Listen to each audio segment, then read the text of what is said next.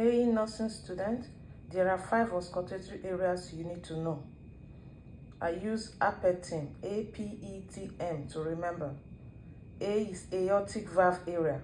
It's located at second intercostal space, right sternal border. P is pulmonic valve area, second intercostal space, left sternal border. E is Ebb's point. It's located at third intercostal space, left sternal border. T is tricuspid valve area. It's located at fifth intercostal space, left sternal border. M is mitral valve area. It's located at fifth intercostal space, mid clavicular line.